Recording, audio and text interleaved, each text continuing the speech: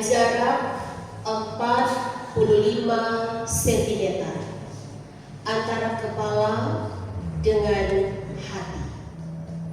Hati berada di sebelah kanan atas rongga perut bagian kanan.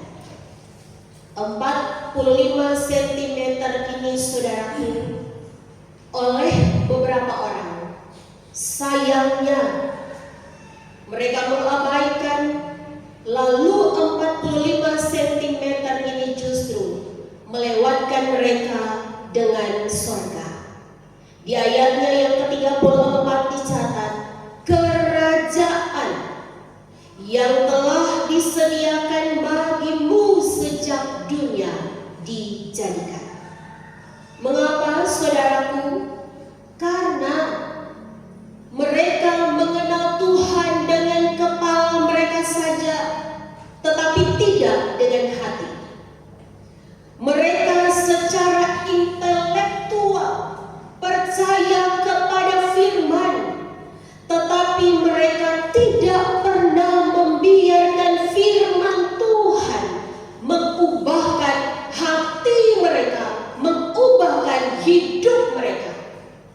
Dilahirkan KTP Kristen, tetapi hidupnya sungguh tidak mencerminkan Kristus. Maka firman Tuhan di saat ini di bawah tema orang benar akan masuk ke dalam hidup yang kekal oleh penulis Injil Matius memberikan dua simbol, domba dan kambing. Saudara, dicatat di ayat 31, apabila anak manusia adalah gelar yang menyebutkan bahwa Yesus adalah Mesias, dia manusia yang diurapi, dia raja di atas segala raja, dia adalah hakim. Kalau saudara kita Muslim berkata bahwa pada hari penghakiman akan turun Imam Mahdi dan dialah Nabi Isa, saudaraku, hakim yang akan menghakimi semua orang pada hari penghakiman terakhir, dia adalah Tuhan Allah dan dia adalah Yesus yang kita imani sebagai juru selamat kita. Domba dan kambing, saudaraku, pada masa Alkitab digembalakan bersama-sama dalam satu kawanan oleh sang gembala.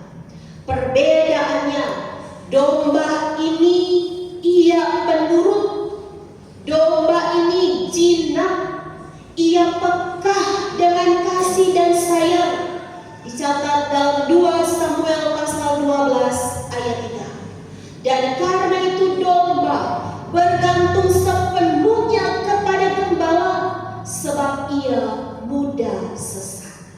Tapi kambing dia kebalikan, ia tidak penurut, ia liar, ia tidak pekah, ia kotor, dan karena itu saat malam hari, saudaraku di Israel kalau malam hari sangat dingin, maka dicatat gembala memisahkan antara kambing dan domba, karena kambing nyanda tahan dingin.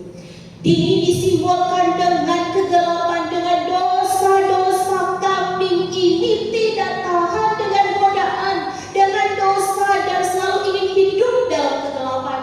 Tetapi domba yang memiliki bulu yang tebal, dia tahan dengan hawa yang dingin. Saudaraku, firman Tuhan berkata, orang benar seperti domba dan orang fasik seperti kambing, yang saat penghakiman tiba dipisahkan oleh sang gembala, domba di sebelah kanan dan kambing di sebelah kiri. Mazmur pasal 110 ayat 1 mencatat bahwa posisi di sebelah kanan adalah posisi yang baik, posisi yang positif, yang diberikan kepada mereka yang dianggap berharga oleh sang gembala.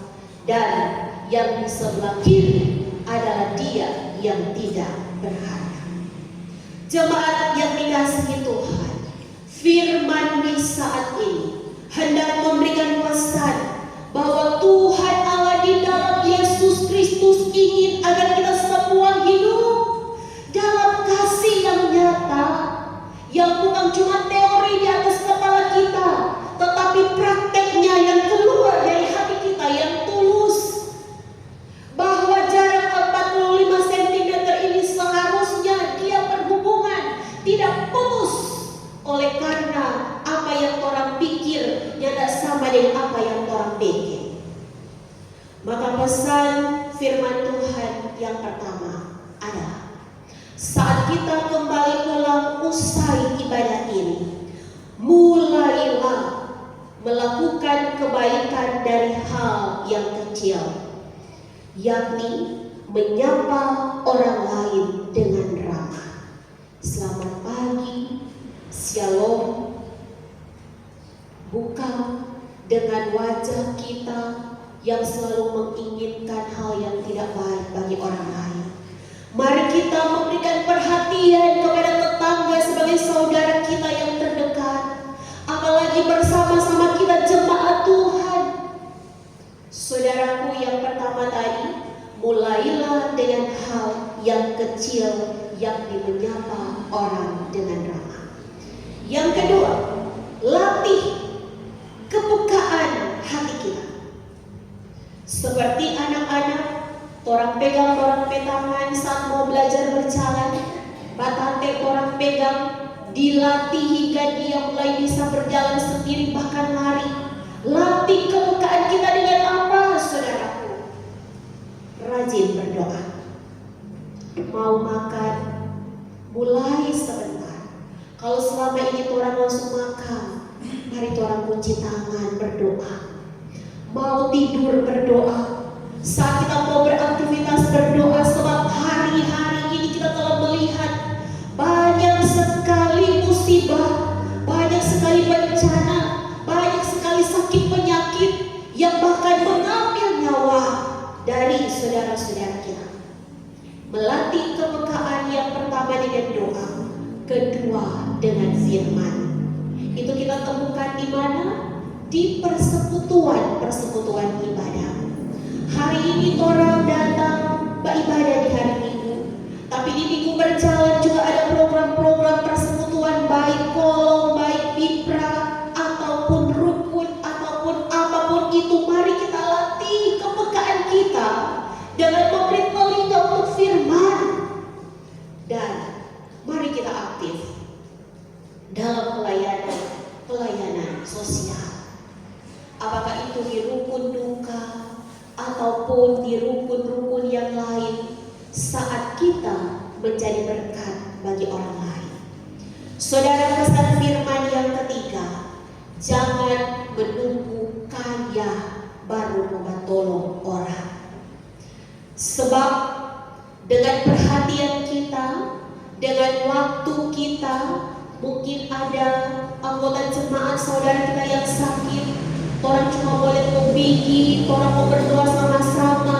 Itu betul pertolongan kasih yang nyatanya dan turut orang rupanya doi. Pesan firman yang keempat, teladanilah Yesus.